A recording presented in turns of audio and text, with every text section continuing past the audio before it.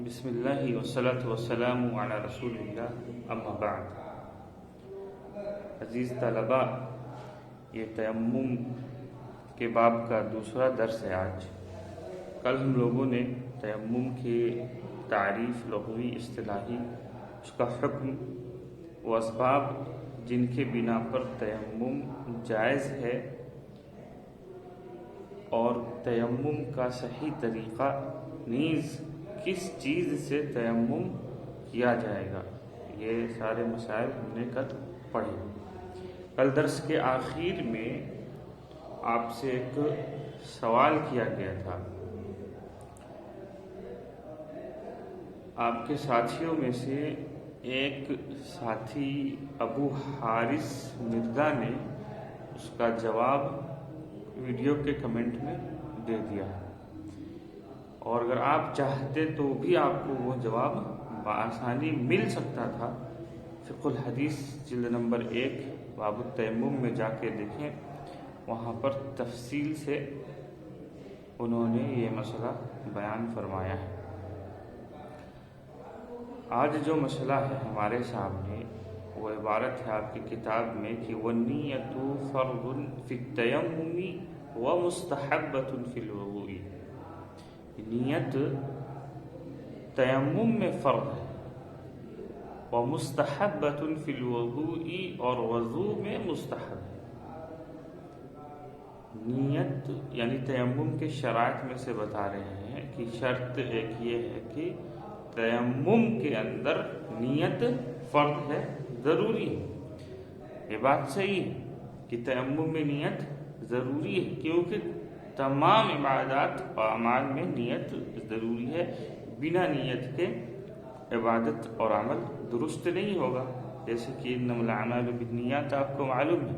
لیکن سوال ہے کہ وضو جو کہ اصل ہے، یعنی طہارت جو پانی سے انسان حاصل کرتا ہے وہ اصل ہے، اگر پانی موجود نہ ہو تو اس کا بدل، اس کے بدلے میں مٹی سے، یا مٹی نہ ہو تو دوسری جن چیزوں کا ذکر ہوا ان سے طہارت حاصل کرنے کی اجازت ہے، تو اس کے بدل میں تو کہہ رہے نیت فرض ہے، لیکن اصل میں ان کے نیت فرض نہیں ہے۔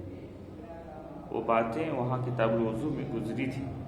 تو تمام اعمال میں نیت ضروری ہے، جیسے کہ حدیث معلوم ہے آپ کو انما الاعمال بالنیات، بنا نیت کے کوئی عمل قابل قبول اور درست نہیں ہے۔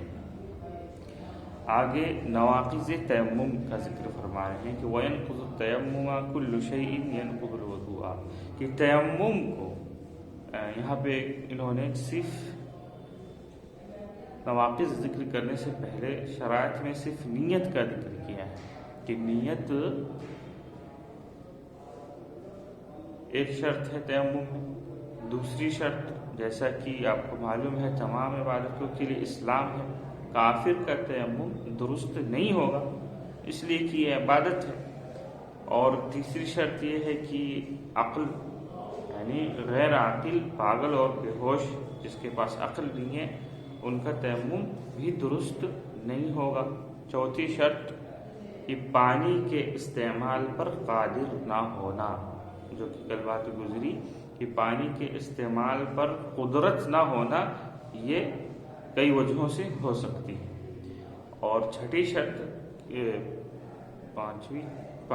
چوتھی اور پانچویں شرط کہ تیمم پاک مٹی سے ہو، تیمم پاک مٹی سے ہو۔ اگر مٹی نہ ملے، اس کا آگے ذکر کریں گے کہ تیمم پاک مٹی سے ہی ہو سکتا ہے، اور کل ہم نے بتایا ہے کہ اگر مٹی نہ ملے تو بالو اور پتھر وغیرہ سے بھی تیمم کیا جا سکتا ہے۔ اللہ رب العالمین کا فرمان فاتقوا اللہ ما استطعتم کی بنیاد پر۔ تو یہ تیمم کے شرائط ہیں۔ یہاں نواقض تیمم یعنی مبطلات تیمم، تیمم کو توڑنے والی چیزیں ذکر کر رہے ہیں۔ ينقض التيمم كل شيء ينقض الوضوء، تیمم کو ہر وہ چیز توڑ دیتی ہے جو وضو کو توڑتی ہے۔ آپ نے نواقض وضو پڑھا ہے، وہ جو نواقض وضو چیزیں گزری ہیں آپ نے نوٹ بھی کیا ہوگا، آپ کو واٹس ایپ پہ بھیجا بھی تھا۔ وہ چیزیں تیمم کو بھی توڑ دیتی ہیں، اور اس کے ساتھ ساتھ ان چیزوں کے ساتھ ساتھ وَيَنْقُضُهُ أَيْضًا رُؤْيَةُ الْمَاءِ، تیمم کو رؤیت ماء یعنی پانی کا مل جانا، پانی کا دیکھ لینا بھی تیمم کو توڑ دیتا ہے۔ تو گویا کہ انہوں نے دو چیزیں ذکر کی کہ مبطلات تیمم یا نواقض تیمم، ایک نواقض وضو، دوسرا پانی مل جانا۔ اس میں شرط بتائی کہ اذا قدر علی استعمالہ، کہ جب وہ شخص پانی کے استعمال پر قادر ہو۔ تو تیسری چیز جو ہے مبطلات تیمم میں وہ ہے کہ وہ عذر زائل ہو جائے جس کی وجہ سے تیمم کیا تھا، جیسے کہ بیماری یا سردی۔ تو پانی کا مل جانا نواقض وضو، اور اس عذر کا زائل ہو جانا جس کی وجہ سے تیمم کیا تھا، یہ چیزیں نواقض تیمم ہیں، یعنی وہ چیزیں جو تیمم کو توڑ دیں۔ آگے فرما رہے ہیں کہ وَلَا يَجُوزُ التَّيَمُّمُ إِلَّا بِسَعِيدٍ طَاهِرٍ، کہ تیمم صرف پاک مٹی سے ہی جائز ہے، جیسا کہ ابھی ہم نے آپ کو شرائط میں بتایا کہ تیمم کی شرائط میں کہ پاک مٹی سے ہو۔ اگر مٹی ناپاک ہے، کہیں اس پر کسی نے پیشاب وغیرہ کر دیا ہو، تو اس طرح کی مٹی سے اور تیمم جائز اور درست نہیں ہوگا۔ آگے ایک دوسرا مسئلہ بیان فرما رہے ہیں کہ وَيَسْتَحِبُّ لِمَنْ لَمْ يَجِدِ الْمَاءَ وَهُوَ يَرْجُو أَنْ يَجِدَهُ فِي آخِرِ الْوَقْتِ أَنْ يُؤَخِّرَ الصَّلَاةَ إِلَى آخِرِ الْوَقْتِ فَإِنْ وَجَدَ الْمَاءَ تَوَضَّأَ وَصَلَّى وَإِلَّا يَتَيَمَّمَ۔ ایک مسئلہ بیان فرمایا کہ ایسا شخص جس کو امید ہو کہ وہ نماز کے آخر وقت میں پانی پا لے گا، ایسا شخص جس کو اس بات کی امید ہو کہ وہ نماز کو آخر وقت پہنچتے پہنچتے اس کو پانی آگے جا کر کے مل جائے گا، یا پانی وہ تلاش کر لے گا، یا ایسی جگہ پہنچ جائے گا جہاں پانی ہو، تو اس شخص کے لیے مستحب ہے کہ وہ نماز کو آخر وقت تک مؤخر کر دے۔ نماز کو اول وقت میں اس کے پڑھنا یہ افضل ہے، لیکن اگر ایسا مسئلہ ہے کہ کوئی شخص مسافر ہے یا عدم الماء ہے، اس کو پانی نہیں مل رہا ہے، اور اسے امید ہے کہ جو ظہر کا وقت ہے یہ وقت مطول ہے، تو آخری وقت عصر کا وقت آنے سے پہلے تک اس شخص کو کہیں پانی مل جائے گا، تو اس کے لیے جائز ہے، مستحب ہے کہ وہ نماز کو آخری وقت تک کے مؤخر کر دے۔ اگر وہاں پانی اس کو مل جائے تو وضو کرے اور نماز پڑھے، ورنہ تیمم کرے۔ یہ مسئلہ جو ہے اس کی حالتیں ہیں، مختلف حالتیں ہیں کہ ایسا شخص جس کو پانی ملنے کی امید ہو، اس شخص کی کئی حالتیں ہو سکتی ہیں۔ دو حالتوں میں تو نماز کو آخری وقت تک مؤخر کرنا جائز ہے۔ جب عادم الماء یعنی جس کے پاس پانی نہیں ہے، اس کو معلوم ہو کہ اسے وقت کے اندر پانی مل جائے گا، وقت کے اندر پانی مل جائے گا، تو اس کو اس کے لیے مستحب ہے کہ وہ کیا کرے، نماز کو مؤخر کر دے، جیسا کہ انہوں نے بتایا۔ دوسری حالت جب اس کو غالب گمان ہو کہ پانی مل ہی جائے گا، تب بھی اس کے لیے نماز کو مؤخر کرنا جائز ہو۔ اور ان دو حالتوں کے علاوہ تین حالتیں ایسی ہیں جہاں پر نماز کو اول وقت میں پڑھنا ہی افضل ہوگا۔ وہ کیا ہے؟ پہلی حالت کہ جب ایسے شخص کو معلوم ہو کہ اسے پانی نہیں ملے گا، ایسا شخص جس کے پاس پانی نہیں ہے اور اس کو معلوم ہو کہ آگے اس کو پانی نہیں ملنے والا ہے، تو ایسے شخص کے لیے نماز کو اول وقت میں پڑھنا ہی افضل ہے تیمم کر کے۔ اور دوسری حالت کہ جب اسے غالب گمان ہو کہ اس کو پانی نہیں ملے گا، تو ایسی صورت میں بھی اس کو نماز کو مؤخر کرنے کی ضرورت نہیں، بلکہ وہ اول وقت میں پڑھنا افضل ہے۔ اور تیسری حالت کہ جب وہ متردد ہو کہ اس کو پانی ملے گا کہ نہیں ملے گا، اسے شک ہو، تردد ہو پانی ملنے اور نہ ملنے میں، تو ایسی صورت میں بھی، ایسی حالت میں بھی نماز کو اول وقت میں ادا کرنا ہی اس شخص کے لیے بہتر ہوگا۔ اس کے بعد ایک مسئلہ بیان کیا ہے کہ وَيُصَلِّي بِتَيَمُّمِهِ مَا شَاءَ مِنَ الْفَرَائِضِ وَالنَّوَافِلِ، کہ تیمم، ایک ہی تیمم سے جتنا چاہے کوئی شخص فرائض اور نوافل ادا کر سکتا ہے۔ جیسے کہ وضو سے کر سکتا ہے کہ ایک بار وضو کیا صبح میں فجر کے وقت اور اس کا وضو نہیں ٹوٹتا ہے رات تک، تو 5 وقت کی نماز اسی وضو سے پڑھ سکتا ہے، چاہے جتنی بھی نمازیں ہوں، فرائض ہو، نوافل ہوں، جب تک کہ وہ باوضو ہے، مطہر ہے، طاہر ہے، پاک ہے، اس کا وضو نہیں ٹوٹتا ہے، وہ جتنی نمازیں چاہے اور جتنے فرائض اور نوافل چاہے اور وہ اعمال جن کے لیے وضو کی ضرورت ہوتی ہے وہ چاہے وہ ادا کر سکتا ہے۔ اسی طرح سے اگر ایک مرتبہ تیمم کیا اور اس تیمم سے جب تک کہ اس کو حدث نہیں ہوتا، اس تیمم سے وہ جتنے فرائض اور نوافل اور وہ اعمال جن کے لیے وضو کی ضرورت پڑتی ہے وہ ادا کر سکتا ہے۔ یہی اس سلسلے میں راجح ہے، امام شافعی اس کے برخلاف ہیں، ان کے نزدیک ایک تیمم سے ایک وقت کی نماز اور اسی کے جو سنتیں ہیں وہ ادا کر سکتا ہے۔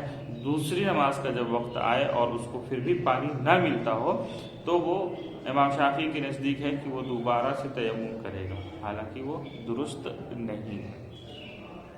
درست یہی ہے کہ ایک تیمم سے جتنی چاہے نمازیں اور فرائض اور نوافل پڑھ سکتا ہے جب تک کہ اس کو حدث نہ ہو جائے یا اس کا تیمم ٹوٹ نہ جائے پانی ملنے کی وجہ سے۔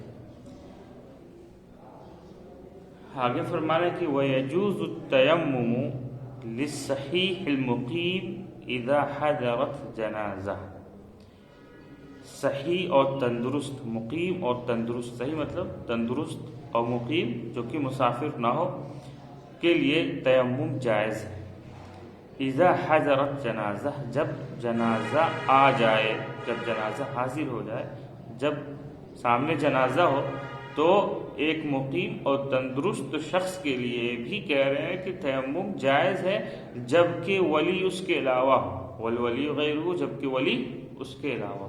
پیچھے جو انہوں نے کہا تھا کل کہ وَمَن لَّمْ يَجِدِ الْمَاءَ وَهُوَ مُسَافِرٌ، کہ وہ مسافر ہو، یعنی یہاں احناف کے نزدیک اگر کوئی شخص مقیم ہے اور وہ پانی اس کو نہیں ملتا ہے تو اس کے لیے تیمم کرنا جائز نہیں ہے۔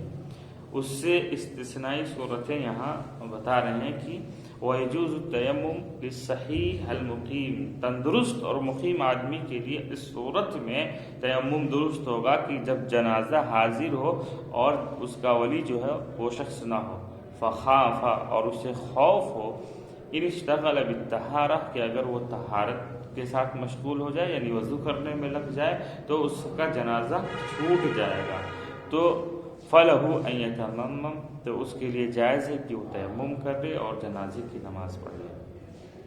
وَكَذَلِكَ، اسی طرح سے من حضر العید، جس کو جو عید کے وقت حاضر ہوا، فخاف، عید کی نماز، جنازے کی نماز، اور دوسری صورت بتا رہے ہیں کہ عید کی نماز، فخاف ان اشتغل بالطہارہ، اور اسے خوف ہے کہ اگر وہ وضو میں مشغول ہو جائے تو اس کی عید کی نماز چھوٹ جائے گی۔